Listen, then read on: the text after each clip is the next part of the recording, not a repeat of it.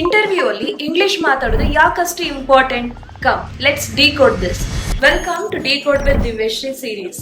Interview ಅಲ್ಲಿ ನಿಮ್ಗೆ English ಮಾತಾಡೋದು ಕಂಪಲ್ಸರಿ ಅಲ್ಲ ಅಂತ ಅನ್ನಿಸ್ಬೋದು. ಲೆಟ್ಸ್ ಅಂಡರ್ಸ್ಟ್ಯಾಂಡ್ ಯಾಕೆ ಇಂಪಾರ್ಟೆಂಟ್ ಇದೆ ಅಂತ. ಇಂಟರ್ವ್ಯೂ ಟೈಮ್ ಅಲ್ಲಿ ರೆಕ್ರೂಟರ್ ನಿಮ್ಗೆ ಕ್ವಶನ್ ಕೇಳ್ಬೋದು, why should I hire you? ನಾನು ಯಾಕೆ ನಿಮ್ಮನ್ನ ಕೆಲ್ಸಕ್ಕೆ ತಗೊಳ್ಬೇಕು ಅಂತ. So let's answer it both Kannada and English and understand ಯಾವ್ದು ಅಷ್ಟು ಎಫೆಕ್ಟಿವ್ ಆಗಿದೆ ಅಂತ. ಇನ್ ಕನ್ನಡ, ನನ್ಗೆ ಕೆಲಸ ಕೊಟ್ರೆ ತುಂಬಾ ಚೆನ್ನಾಗಿ ಕೆಲಸ ಮಾಡ್ತೀನಿ. ಸೊ ನನ್ಗೆ ಕೆಲಸ ಮಾಡೋದು ಗೊತ್ತು. ಸೊ ನಂಗೆ ಏನಾದ್ರೂ ಕೆಲಸ ಸಿಕ್ಕರೆ ನಾನು ಶ್ರಮ ಕೊಟ್ಟು ಕೆಲಸ ಮಾಡ್ತೀನಿ. Now let's do that in English. I'm really interested in this job and my skills are aligned with this job role. If I get this job, I'll give my 100% and also I'm ready to learn quickly if there is any changes needed. So ನೀವು difference observe ಮಾಡಿದ್ರಿ ಅಲ್ವಾ? So ನೀವು ಇದೇ ರೀತಿ confident ಆಗಿ fluent ಆಗಿ English ಅಲ್ಲಿ interview ನ ಅಟೆಂಡ್ ಮಾಡ್ಬೇಕಂದ್ರೆ ಕಮೆಂಟ್ ಬಾಕ್ಸ್ ಅಲ್ಲಿ ನಮ್ಮ ಕೌನ್ಸಿಲರ್ ನಂಬರ್ ನ ಪಿನ್ ಮಾಡಿದೀವಿ. ಅವ್ರಿಗೆ ಕಾಲ್ ಮಾಡಿ ಮಾತಾಡಿ ಅವ್ರು ನಿಮ್ಗೆ ಕಂಪ್ಲೀಟ್ ಡೀಟೇಲ್ಸ್ ನ ತಿಳಿಸ್ಕೊಡ್ತಾರೆ. ಅಂಡ್ ಆಲ್ಸೋ ಈ ರೀಲ್ ನ ನಿಮ್ಮ ಫ್ರೆಂಡ್ ಗೆ ಶೇರ್ ಮಾಡಿ ಯಾರು ಇಂಟರ್ವ್ಯೂ ಅಟೆಂಡ್ ಮಾಡೋದಕ್ಕೆ ಕಷ್ಟಪಡ್ತಿದ್ದಾರೆ.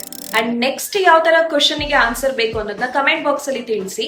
ಆ ಕ್ವಶನ್ ಗೆ ನಾನು ಸ್ಯಾಂಪಲ್ ಆನ್ಸರ್ಸ್ ನ ಕೊಡ್ತೀನಿ. Hope this video is useful. Follow English partner Kannada.